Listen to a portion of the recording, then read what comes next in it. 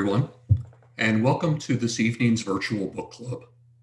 I'm Robert Newman, President and Director of the National Humanities Center, and your host for tonight's event, the final installment in our three-part series on the struggle to realize our founders' vision of a country dedicated to the proposition that all are created equal. Before we get started, I want to remind everyone to log in so you can participate in the discussion. You can do that by clicking on the blue sign-in button in the upper right-hand corner of the page and entering a Gmail account. Our guest this evening is Andrew Delbanco, who is currently Alexander Hamilton Professor of American Studies at Columbia University. He is also president of the Teagle Foundation, and he's emeritus trustee of the National Humanities Center. Professor Delbanco is one of our nation's preeminent scholars of American history, literature, and culture, whose work has earned him widespread recognition, including being named America's Best Social Critic by Time magazine in 2001, and being awarded the National Humanities Medal by President Barack Obama in 2012. He is a fellow of the American Academy of Arts and Sciences and the American Philosophical Society. And in 2020, he was elected vice president of the Society of American Historians. Professor Delbanco is the author of 9 books and the editor of 4 more. And this evening, we've asked him to talk with us about his most recent book, The War Before the War: Fugitive Slaves and the Struggle for America's Soul from the Revolution to the Civil War, which was named a New York Times notable book when it appeared in 2018, and has since been awarded the Anisfield Wolf Prize for, quote, books that have made important contributions to our understanding of racism and human diversity. Also the Lionel Trilling Award and the Mark Litton History Prize for a work of history, quote, on any subject that best combines intellectual or scholarly distinction with felicity of expression. Please join me in welcoming the ever scholarly and the always felicitous Professor Andrew Delbanco. Thank you, Robert, for those kind words, and thank you everyone out there who is joining us this evening. Like everybody else, I'm getting used to Zoom. 6 months ago, I thought Zoom was the sound that a motorcycle made when it went rushing down the street, but we all know better than that now. Still, I'm not quite used to the idea of speaking to an audience that I can't see, so I will do my best to make this evening sound something more than a monologue in which I'm talking to myself.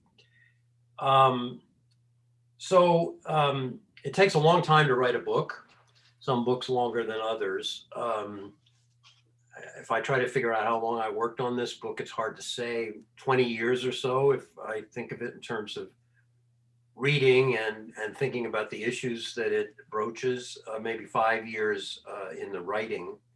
But however I measure it, I certainly had no idea when I was writing this book what the world would be like when the book arrived.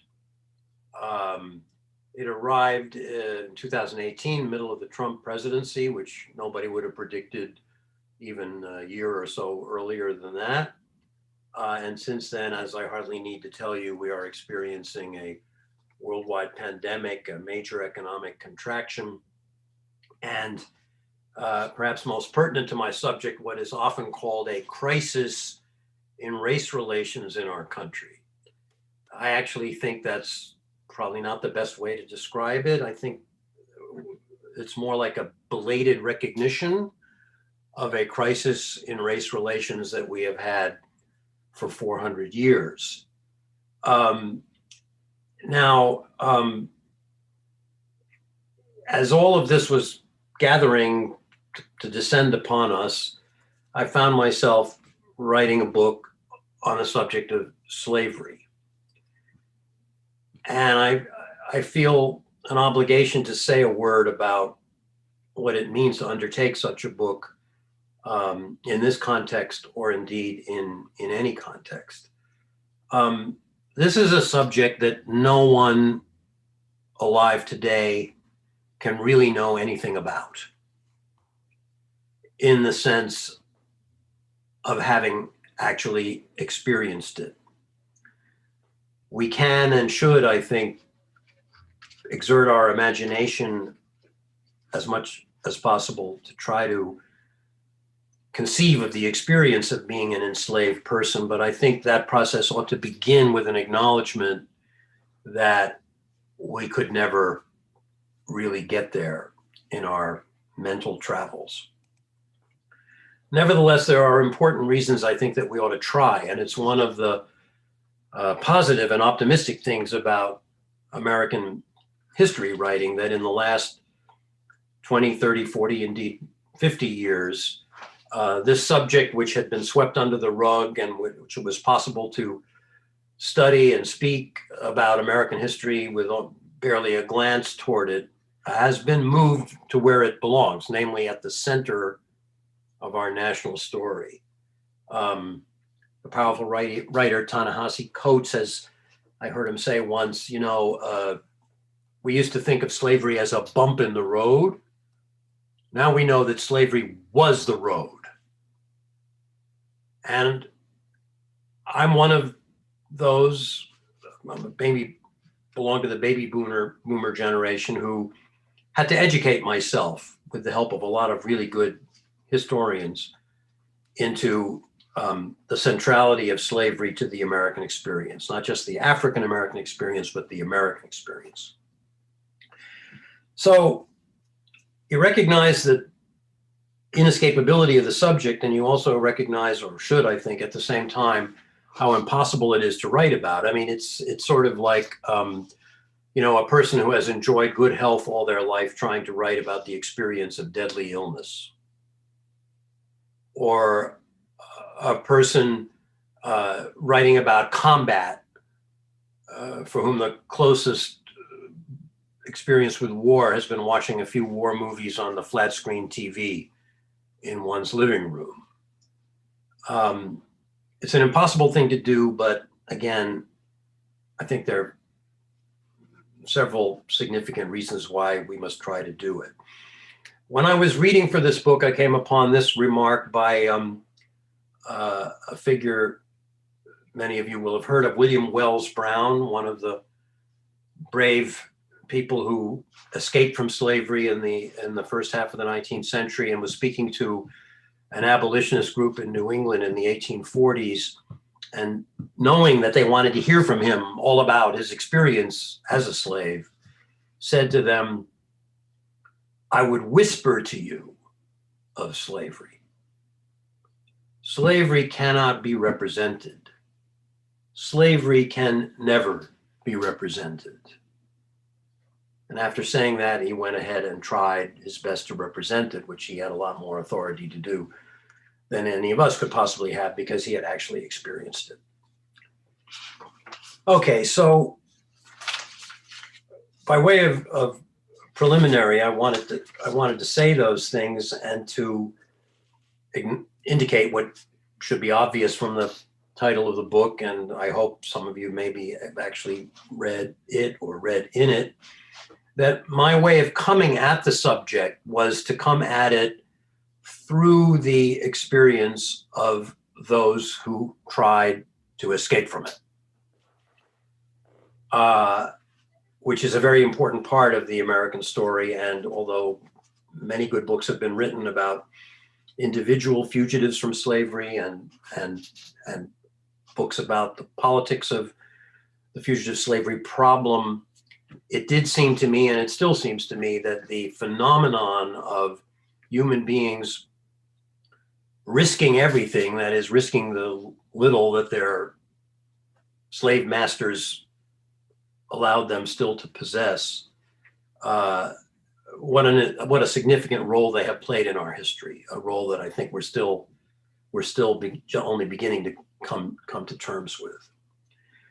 Now, if one undertakes to write a book about people who took the risk of seeking to escape from slavery, First thing one has to decide, I guess this is maybe the first thing one has to decide in telling any story, is where to begin the narrative.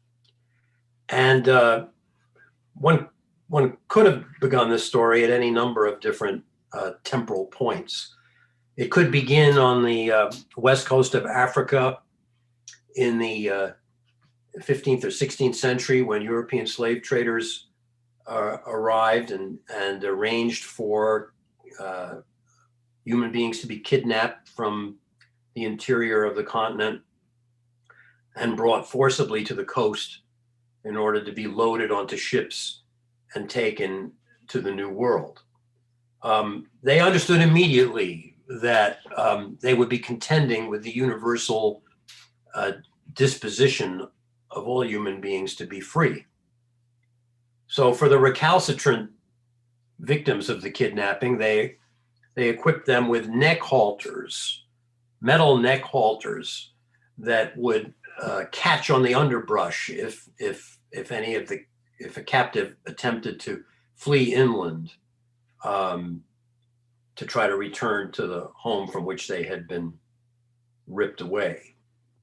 Or I could have begun the story in South Carolina in the late 17th century, when the first act to prevent runaways was passed by the local legislature. Or I could have begun 100 years later in the waning years of British colonial rule, when officials favored draining the wetlands in order to prevent, and this is the language of the statute, deserting slaves and wild beasts from finding shelter in the swamps. All of these legal interventions, physical interventions, as I've already indicated, were evidence that no matter what white people said about the suitability for Black people to be enslaved, or how slavery was good for Black people, it's worthwhile to pause for a moment to remember that all the way up to the Civil War, you had serious intellectual arguments that slavery was not just good for slave owners, but it was good for slaves. And I won't go into the rationalizations and the tormented reasoning that went into those arguments. Abraham Lincoln, who was pretty good at cutting through nonsense, said on more than one occasion about that argument, if slavery is good, it's a very peculiar kind of goodness, because it's a goodness that no man has ever wanted for himself. So the slave owners knew this, the slave traders knew this, everybody knew it.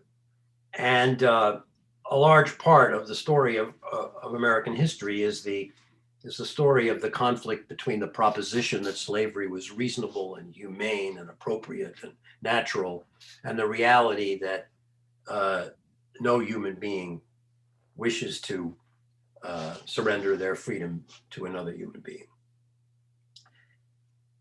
So where I chose to begin the story myself, although I acknowledge these earlier manifestations of the problem, is really at the outset of what we call the United States.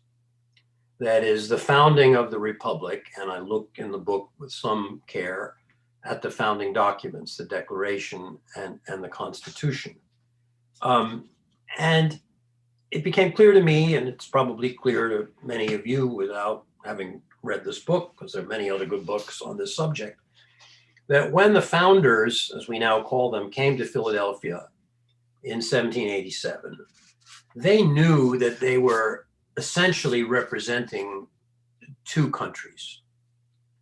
They came there with the project of creating one nation, but they were representing two countries. There were many points in common between the two, and I'll speak in the course of the next half hour a little bit more about how slavery should not be mistaken for being a Southern institution. Slavery was a national institution from day one. But nevertheless, by the late 18th century, one section of the country, in one section of the country, slavery was the bedrock of the culture, the economy, every aspect of everyday life. And the population of enslaved persons was very significant. as a proportion of the overall population. In the other part of the country, slavery was increasingly marginal and quite evidently en route to extinction.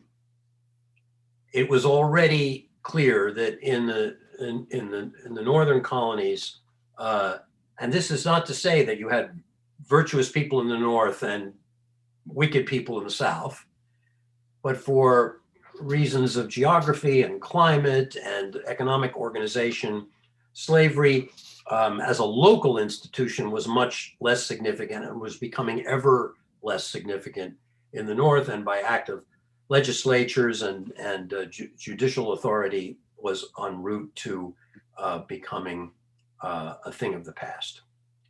So when the founders came to Philadelphia in 1787, they realized that they were going to have to find some way to accommodate these two halves of the country they were trying to create.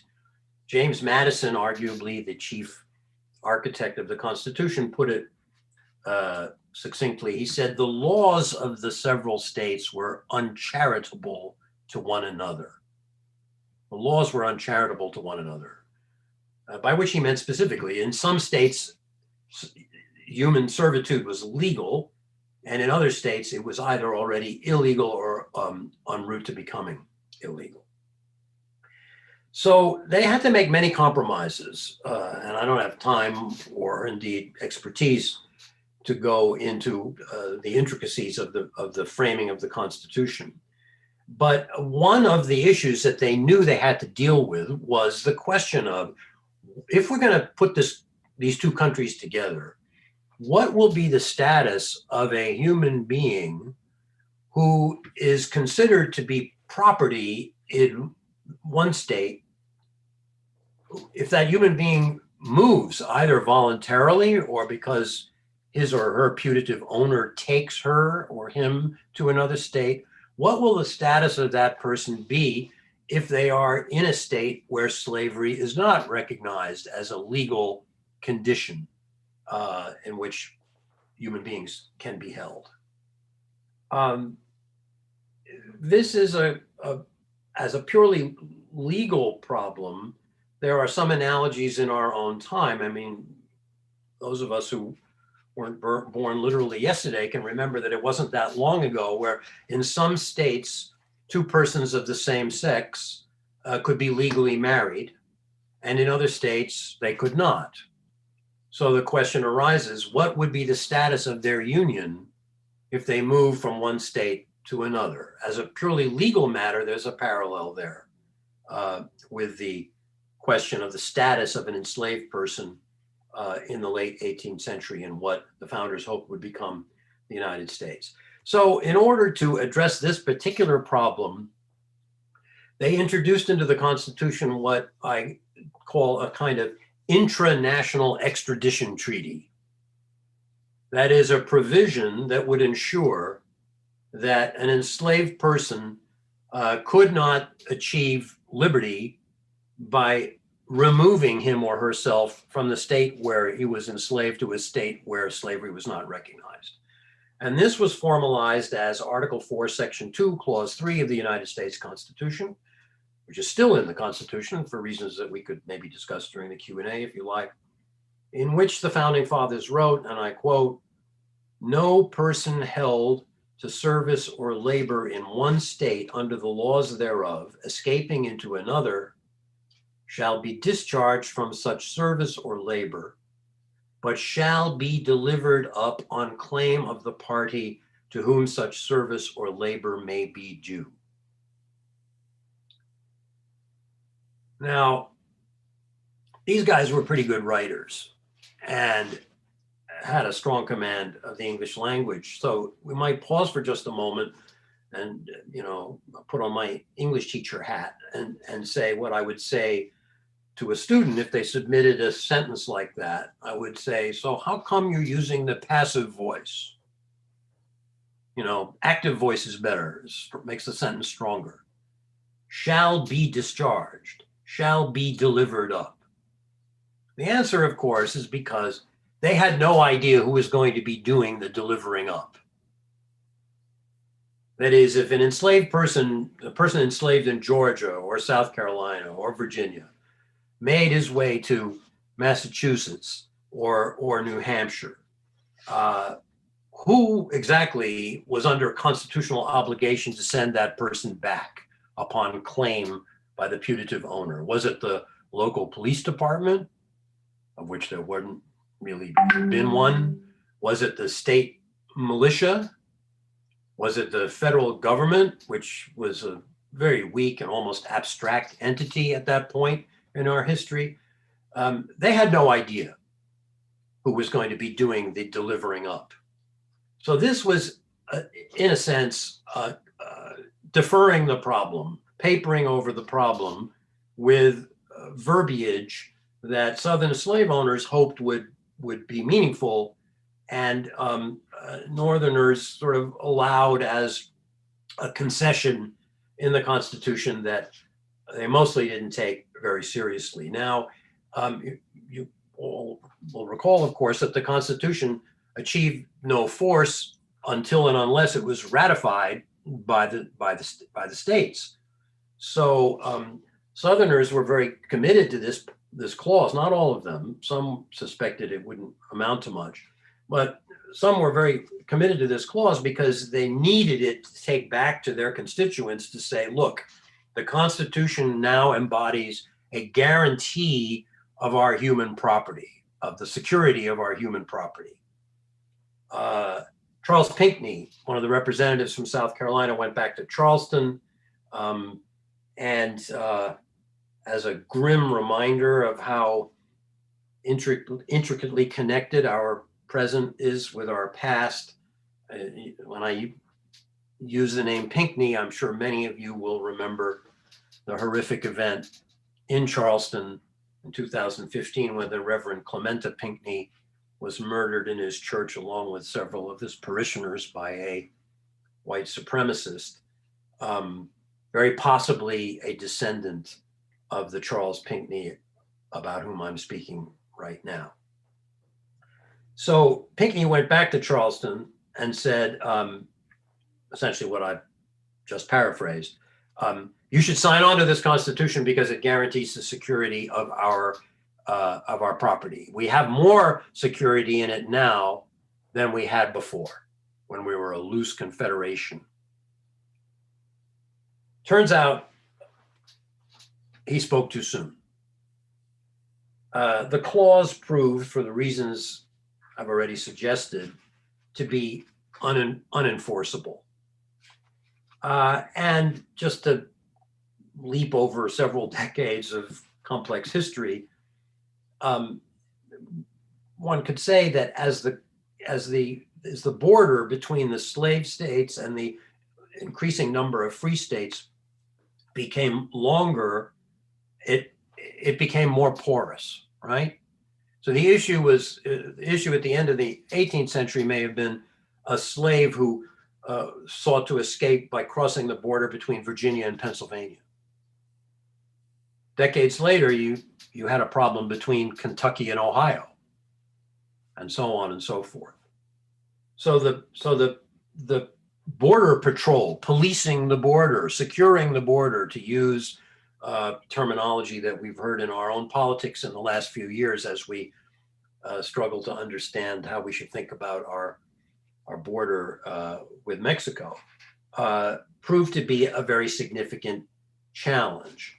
And it became more and more of a challenge because northern states, for their part, passed in the course of the first half of the 19th century an increasing number of what became known as personal liberty laws, making it more and more difficult for Southerners to retrieve their property through the legal system. A version of a tried and true methodology, which is try to tie them up in court, make it expensive for them to litigate if they want to get a fugitive back, make them bring multiple witnesses who can identify the putative fugitive.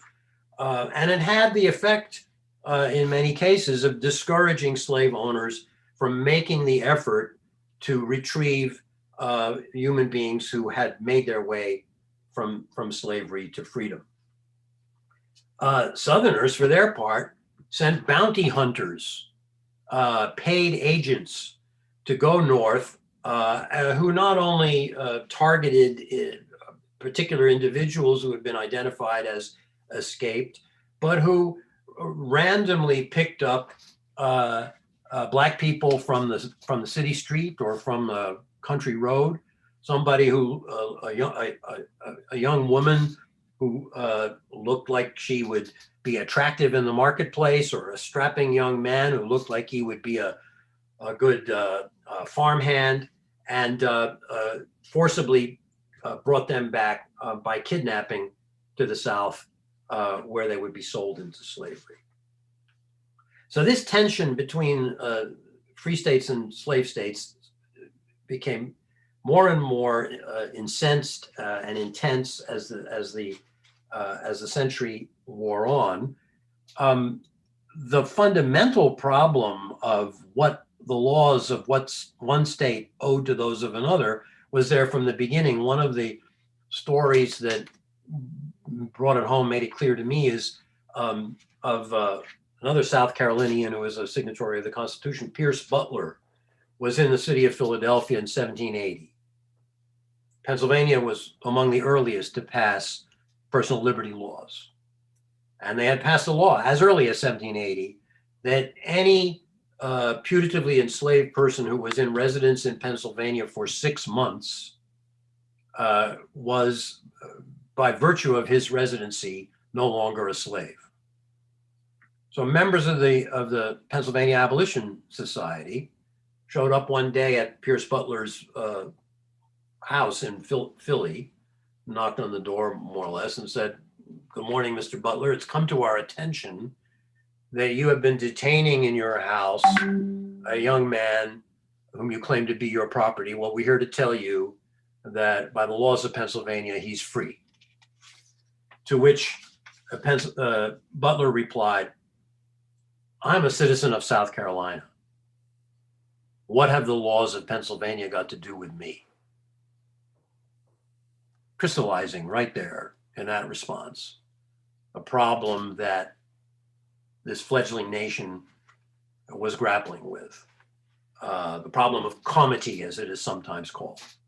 What do the citizens of one state owe in a legal sense to the citizens of another?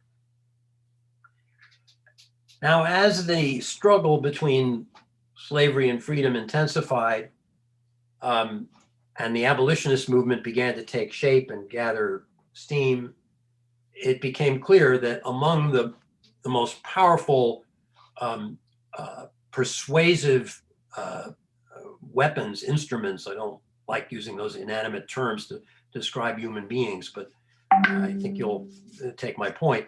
The most powerful witnesses to the meaning of slavery would be fugitives themselves. So beginning in the 1830s and accelerating in the 1840s, human beings who had experienced slavery began to speak out in public to Northern audiences as part of the abolitionist effort to convey to Northerners what the reality of slavery really was, to people for whom slavery was a faraway abstraction most of the time. And you saw the rise of vigilance committees, that is, organized groups of citizens who appointed themselves to look out for fugitives, to aid them, to supply them, to help them move further north, sometimes all the way to Canada, and to look out for the presence in the neighborhood of agents or kidnappers appointed by slave owners. And you have the rise of what has come to be known as the Underground Railroad. That is a loosely organized groups of people, Black and white, working together to provide escape route for fugitives from slavery. What the abolitionist movement discovered in the 1840s, I think, and the most famous figure in this story is, of course, Frederick Douglass, who was a magnetic and speaker on the public circuit, and then published in 1845 the first version of his memoir, in which he wrote about the experience of having been enslaved. What they discovered was something, I think, like what Dr. King discovered in the 1950s, though he, of course, had the advantage of the new technology of television. If you put the image of this evil in front of people in the form of a living, breathing, eloquent human being, it became harder for people to turn their eyes away. And so fugitive slaves, most famously Douglass, but many other examples, carried the crusade against slavery with them into the North. Now, again, skipping over a lot of complicated history, the country continued its westward expansion. The balance of slave states and free states seemed to be threatening to disintegrate in the United States Senate. And in 1850, the Congress was looking at a situation where threats of secession from slave states were being taken seriously. That is, there were more and more arguments coming from the South that, staying in the Union is a bad idea for those of us dependent on the slave-based economy, and we should get out. So in 1850, there came to pass what has come to be known as the Compromise of 1850, which was a complex, multi-layered piece of legislation that embodied a number of compromises. For example, that the slave trade would be banished from the District of Columbia, right? Until that time, senators and congressmen going to the Capitol walked past pens containing human beings being prepared for auction. They could hear the cries of human beings who had been torn away from their families and were about to be sold somewhere into the Deep South as they went and made a speech about the liberty and glory of the United States. So the slave trade in the Compromise of 1850 was banished, but slavery itself was not rendered illegal in the District of Columbia. One example of a compromise within the compromise. So a key element of that compromise, which some Southerners demanded as the essential element, the linchpin of the whole deal, was a newly invigorated, serious fugitive slave law that would put teeth into that toothless clause of the Constitution that had proven so difficult to enforce for the better part of half a century. And this was a merciless, I think we would all agree, morally indefensible, odious law. It declared that an accused fugitive had no right to trial by jury, no right to the most basic right in Anglo-American jurisprudence, that is the right of habeas corpus, the right to be confronted in open court with his accuser and with the charge to which he would have an opportunity to answer. It contained a provision that stated that to interfere with the return of a fugitive to his quote unquote rightful owner was a federal crime. It didn't quite create, but it enlarged a category of officers, federal officers called commissioners, who were empowered to return fugitives to slavery without anything resembling due process. And the purpose of this law was to hold the country together. The presumption of those who signed on to it, and they included quite a number of people who found slavery itself to be an odious institution, was that this law was constitutional and it was a requirement to prevent the country from splitting apart. I had an eminent colleague at Columbia, Robert Merton of our sociology department, who coined the well-known phrase, the law of unintended consequences. So if there was ever a law of unintended consequences, the Fugitive Slave Law of 1850 was it. It had exactly the opposite effect. It came, as Ralph Waldo Emerson, arguably the leading intellectual of New England, or maybe the whole North, put it, and Emerson had been rather slow to fully embrace the abolitionist cause. It came as a sheet of lightning at midnight. A sheet of lightning at midnight, which the metaphor requires us, I think, to ask, so what did it illuminate? What did this lightning illuminate? What it illuminated was that slavery was not a faraway problem. Slavery was not an institution that belonged to the South. Slavery was a real and near thing. This had always been true.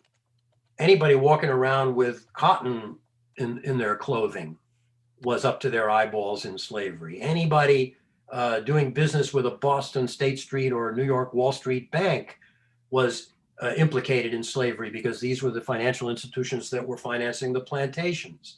The Industrial Revolution that was coming to New England, the first textile mills in the 1820s and 30s, they were spinning slave-grown cotton into cloth for the domestic consumption and the export trade. So everybody was involved with slavery, but it's very easy, I think we would all agree, to deceive oneself about that. How many of us, when we go to the big box store and buy a $5 t-shirt or a $15 pair of sneakers, how many of us ask a lot of questions of ourselves of what the human reality is behind these products that are part of our everyday life? So this was the situation in the North. The fugitive slave law made it harder to keep one's eyes closed and to pretend to oneself that one had nothing to do with this, because now you had a neighbor who had maybe lived in the neighborhood for months or even years, who was hunted down like a cornered animal, not necessarily by a vigilante mob, but by a duly authorized police force, deputized with federal authority, to drag this person back to the condition from which he had come. It radicalized the North. In 1854, it's a famous case of Anthony Burns, a slave in Boston, where the authorities attempted to return him to his owner. Amos Lawrence, one of the big New England industrialists, wrote, "We went to bed conservative Unionists and woke up stark, mad abolitionists." Okay. In telling this part of the story in my book, I often had in mind this phrase attributed to Mark Twain. A lot of things are attributed to Mark Twain that he probably never said, but doesn't matter because it's a good phrase anyway. History doesn't repeat itself, but it does rhyme. This is a rhyming story, the story that I'm trying to tell you in short compass this evening. I found myself realizing that in early America, in antebellum America, any Black person, particularly a young Black man, running or even walking fast down the street in Boston after 1850 or in New York was assumed to be a criminal. And the crime of which he was assumed to be guilty was the crime of stealing himself. I don't need to labor the point that we still live in a country where our Black fellow citizens, particularly young men, live in fear that they will be assumed to be criminals if they walk down the street with the wrong expression on their face or the wrong article of clothing or the wrong pace or whatever it may be. Northern cities, Boston, Rochester, Syracuse, declared themselves essentially sanctuary cities following the passage of the Fugitive Slave Law, just as we have seen in our own time. And there's another parallel that came struck me toward the end of the writing of the book, with the advent of the Trump administration, and that is that Northern liberals who had for a long time favored federal authority over states' rights, right? Because states' rights in our history is pretty much a synonym for racism. I mean, the great theorist of states' rights was John C. Calhoun. When George Wallace stood in the schoolhouse door when I was a kid, said, segregation now, segregation tomorrow, segregation forever, leave Alabama to Alabamians, he wasn't talking about constitutional principles, he was talking about race. So Northern liberals have always favored federal power over states' rights. And that was the case in the early 19th century as well. Now, all of a sudden, New Englanders became big fans of states' rights. New Englanders took the position the federal government should leave Massachusetts to the citizens of Massachusetts. You have no right coming here and interfering with our principles and our laws. And Southerners did the opposite flip, right? They went from being states' rights champions to being enthusiastic about the federal government, because now the federal government, with the passage of the Fugitive Slave Law, cast itself as the defender of the peculiar institution. So one of the rhymes that I started to hear in the story, and most frightening of all, of course, we all hope this won't come to pass, but this is a story about the disintegration of a society that had agreed to disagree and now found that its coherence was challenged in a way that it could not be preserved. I've got an eye on the clock, so I'm going to move quickly to a non-conclusion conclusion, so we'll have time for some question and answer. But let me just say that, as a literary person, which is fundamentally what my training is and where my interest tends to go, I have come to the view that what great works of literature tend to be about are people in conflict with themselves. I found myself drawn to figures in telling this story who were in conflict with themselves about how to act under the circumstances that I've been describing. The most conspicuous example of such a person was Lincoln himself, who hated slavery. And if we had another hour together, I think I could persuade any of you who were skeptical of that he really did hate slavery. Yet he writes a letter to his friend Joshua Speed in 1855 in reference to the Fugitive Slave Law, and he says, "I hate to see the poor creatures hunted down and returned to their stripes, but I bite my lip and keep quiet."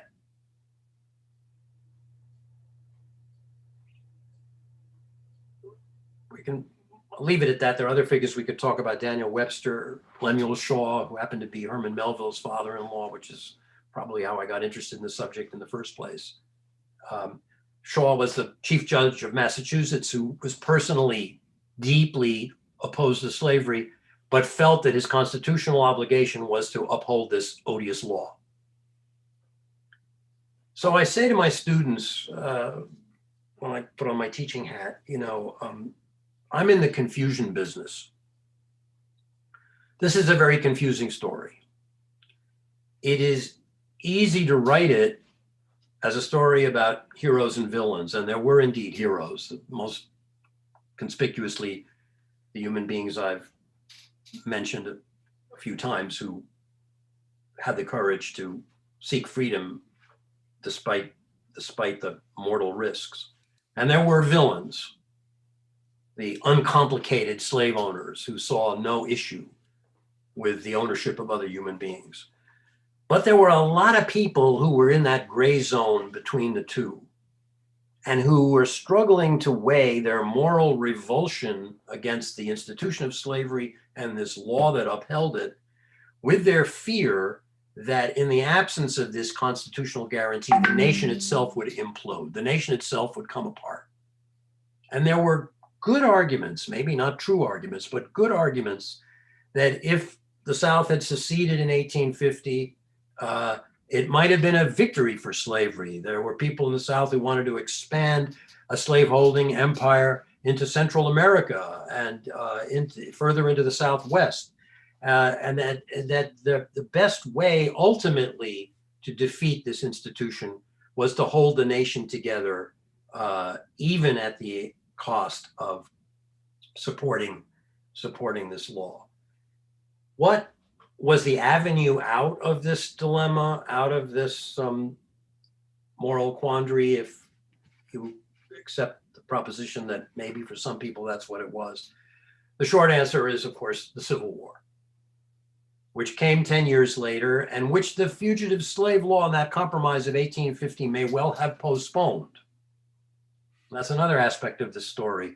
There are some historians, and this is a what if problem. We don't know what would have happened if there had been no fugitive slave clause in the Constitution. We don't know whether the Southern delegates would have walked away and there would have been no Constitution and there would have been no United States. We do know, as one historian, the late Richard Beeman of University of Pennsylvania puts it nicely, we do know that Northerners were not willing to call their bluff. We don't know what would have happened in 1850 if there had been no fugitive slave law. But it's possible that the nation would have come apart 10 years earlier than it did, before the North and West had forged their alliance, before the industrial strength of the North had reached the point where ultimately it was victorious in a war that took 4 years and cost nearly 1 million lives 10 years later. The Civil War solved the problem, not the problem of American race relations, not the problem of what kind of recompense can we imagine for the hundreds of years of bondage that millions of Americans had to endure, but the problem of slavery as a legal institution and the problem of the fugitives, the status of the fugitive slave in the nation, where because of the post-Civil War amendments, slavery became illegal in all the states. Really quickly, in 2 minutes, I'll end with an anecdote that I think points the way to the resolution of this problem. Benjamin Butler, New Englander who was the farthest thing from an abolitionist, was a Democrat who supported Jefferson Davis at the 1860 convention of the Democratic Party, was put in charge as a military officer of Fort Monroe, Hampton Roads, Virginia. In May 1861, 3 slaves turn up at his fort seeking sanctuary. They've been working for their slave master building fortifications for the Confederate troops. And Butler lets them in. A couple of days later, an agent of their owner shows up under a flag of truce, and Butler comes out of the fort, and they have a conversation. And they recognize each other because they were both at that convention. They both supported Jefferson Davis. And this guy says to Butler, "Now my Colonel Mallory, I believe his name was, 3 of his slaves have escaped to your fort. He'd like them back." And Butler says some version of, "I don't think so." And this guy pulls himself up in full indignation and says, "Are you saying, sir, that you will not observe the requirements of the Fugitive Slave Law of 1850?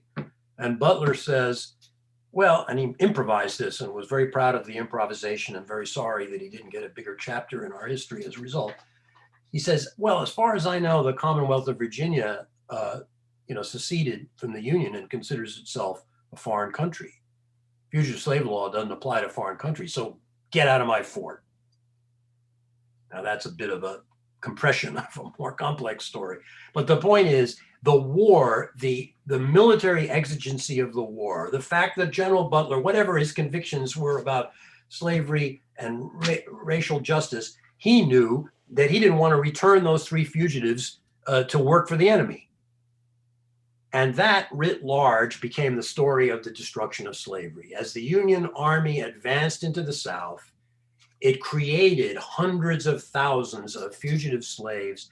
And because of the circumstances of the war, there was less and less will to return those slaves to their putative legal owners. So the war destroyed slavery, and the war led to the resolution of the legal problems that I've been talking about, as Mr. Lincoln put it so eloquently in his second inaugural address, which if I had more time, I would read to you aloud. But I better stop talking. I've probably said both too much and too little. Certainly too much and too little.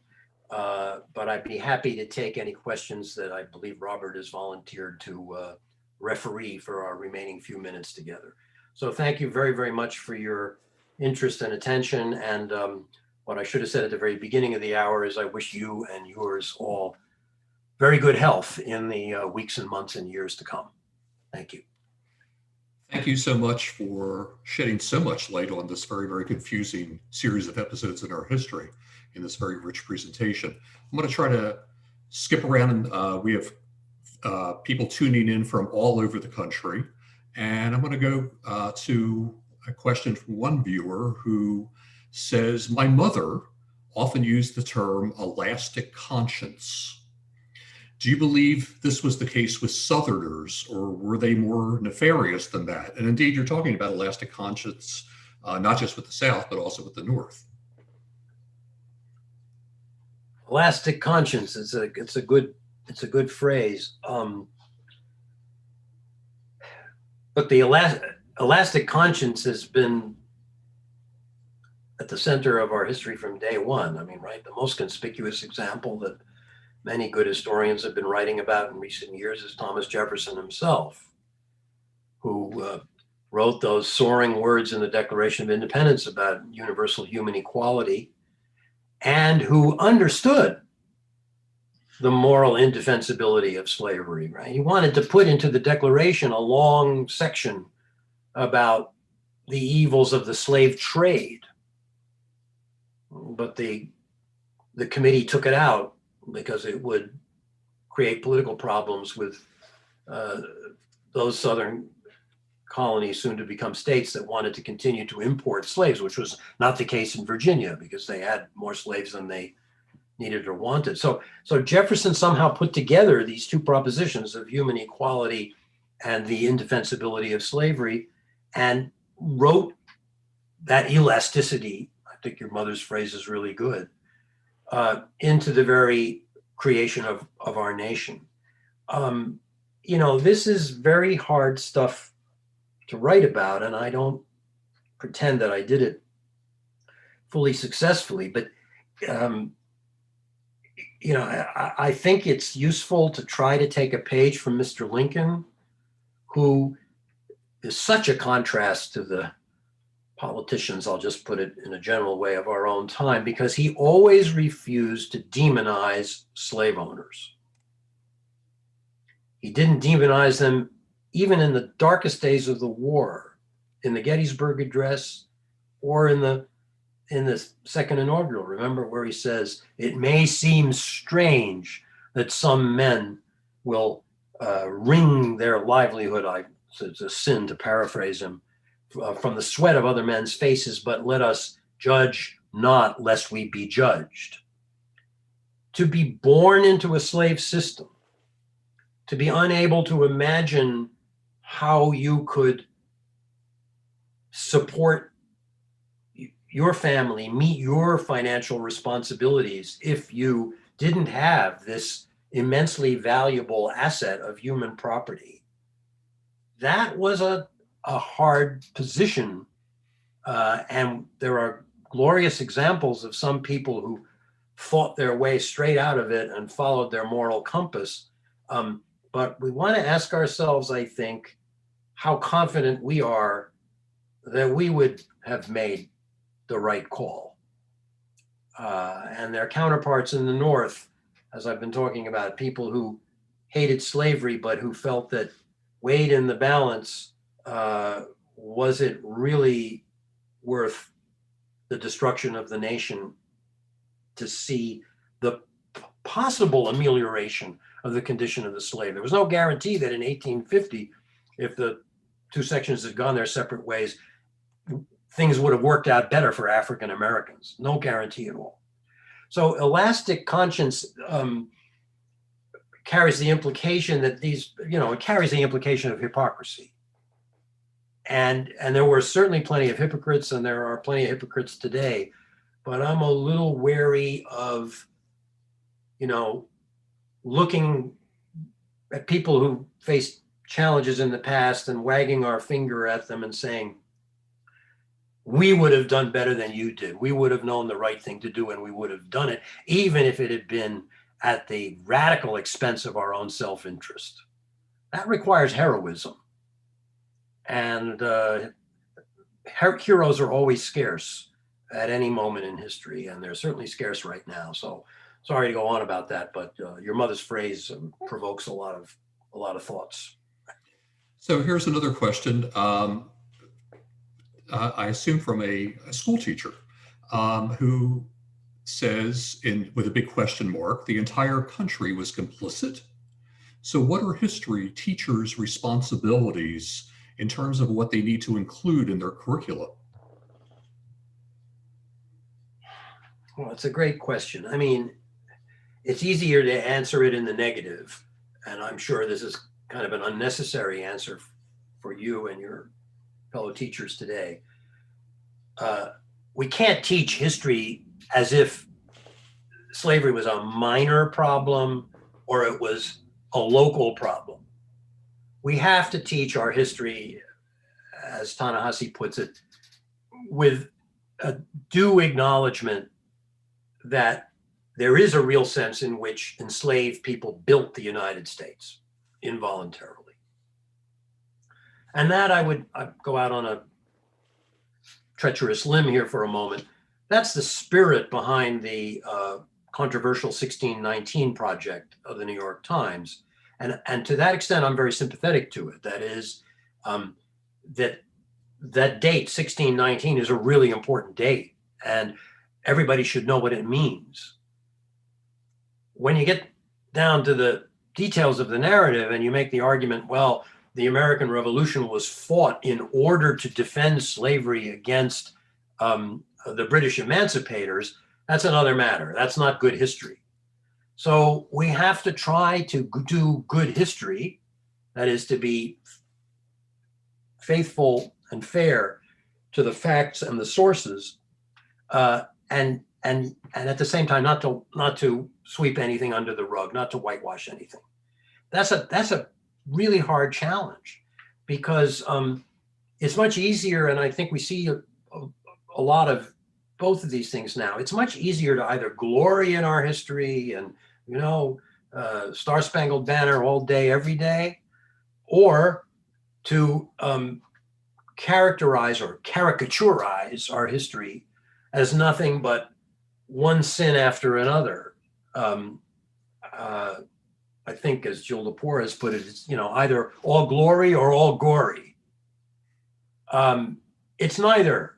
Human experience is complicated. Our national experience is complicated. Everybody was complicit. Everybody living a decent life in this country today has benefited in some indirect way from the subjugation of other people. That's just a fact of human existence.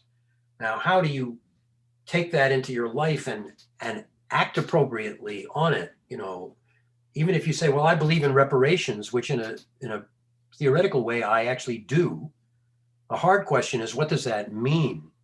How do we come to terms with the ugly aspects of our history and embrace them and acknowledge them and try to move forward together and collaboratively toward a better future? Those are hard questions. And, I think I know you know this, you want to try to help your students think about our history in something like that way, so that they're not demonizing one another, but they're trying to understand each other's perspectives and acknowledging that there are things in our history to be proud of and there are things in our history to be ashamed of. So one final question, because we're running out of time. And I think one could say that this movement on behalf of fugitives from slavery in the 1850s was kind of like our first Black Lives Matter movement.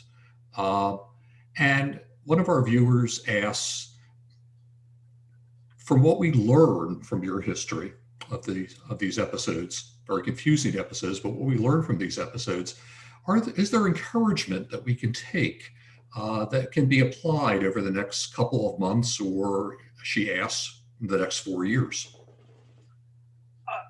I think there is. And I think I actually used that phrase early in the book, that the story I'm telling here of the biracial movement on behalf of fugitive slaves was, in fact, the first Black Lives Matter movement in our history, because it's impossible to exaggerate how little Black lives mattered in the minds of most white people in antebellum America. And alas, it is still the case that Black lives matter too little in the minds of too many people in contemporary America. But the encouraging part of the story is that we're in a better place now. Now, it took a war of inconceivable carnage and proportions to liberate ourselves from this institution. And there were many setbacks after the glorious experiment of Reconstruction. There was the retrenchment and return to Jim Crow. So history is, forward motion and backward motion. And it continues to be that way. But we're in a better place now. We're more honest about our history than we used to be. We're more conscious of the imperative for racial justice than we used to be. And I do believe that those voices that we hear in the public sphere that are trying to race bait and appeal to the darkest instincts in people, they're on the defensive. They are on the losing side of history in the long run, I'm sure. Now, the long run is a long time to wait for people who are on the receiving end of abuse and injustice. But I do feel optimistic about the future of this country. I'll either feel more or less optimistic next week at this time. But by the way, no matter what happens next week, it's just the beginning of the reckoning that we need to have as a society, and not just on racial matters, but on the very, very difficult matter of inequality and disproportionate opportunities available for the few as opposed to the many. But I am optimistic, and I hope those of you who choose to read the book, and I hope some of you will find that it has its tragic elements for sure, but it's also a story about a lot of decent people trying to figure out the right thing to do, and rejoicing when the institution was a thing of the past. So thank you very much, and thank you, Robert. I have a lot of affection for the National Humanities Center, and I appreciate this opportunity to talk to your constituents. Thank you so much, Professor Andrew Delbanco. The book is The War Before the War. Thanks to everyone who joined us tonight. I also want to thank our sponsors for the virtual book club series: Duke University, the Federation of State Humanities Councils, the Center for Advanced Study in the Behavioral Sciences, the Research Triangle Park Foundation, the Furman Humanities Center, Osher Lifelong Learning Institutes at Arizona State University, Duke, Furman, North Carolina State University, the University of Michigan, and listeners and viewers like you. This evening's event has been recorded and will be available here on the National Humanities YouTube channel. Please click the subscribe button and the notify bell to be notified of future discussions and other videos from the center. You may also visit nationalhumanities.org to learn more about the center's work and other opportunities to explore the humanities. Good evening, everyone, and stay safe and stay well. Thank you.